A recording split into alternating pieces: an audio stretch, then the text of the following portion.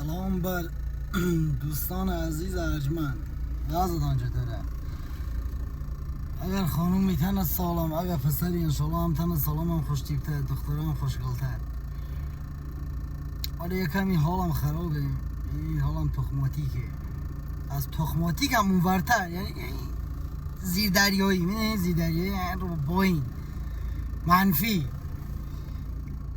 میدونم شاید هم به تخم کسی هم نباشه من ویدیو بگیرم نگیرم، میدونی، ولی یه 6-7 نفر دوباره اومدن سابسکرایب کردن. آقا من نوکرتونم، قلب منین، چشای منین، حجم چشام یکی انگار بالا پایین یک کجاکی انگار چشام، ای هم باز قلب منین.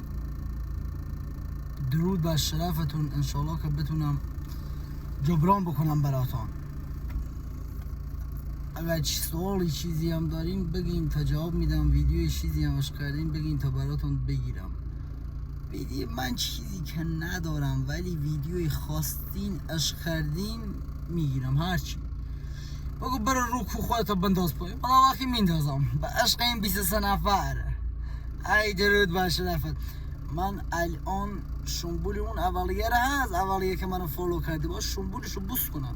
یعنی خدا وکیل نمیدونم کی تو کجا، یعنی نمیدونم چجور پیداش کنم ببینم کیه.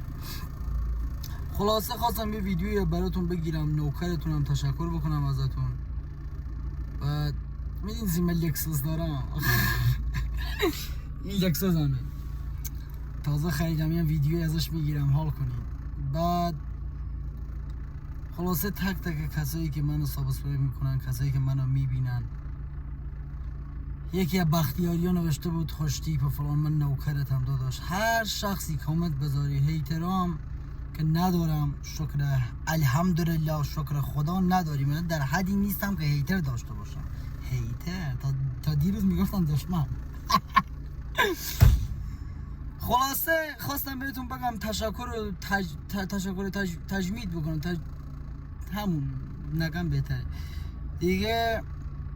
عرض بکنم خدمتتون من نوکرتونم، یعنی هستین میبینید، من قربون چشات برم، نوکر سربازتم، دست چپ نه، سربازتم ناموسن. والله علی قلب منی، چشای منی، هر کجا هستی، هر کاری هستی، کارگری، نمیدونم مهندسی، رئیس شرکتی، من خاک پاتم به والله علی چشم. یا علی مشهد موفق باشه.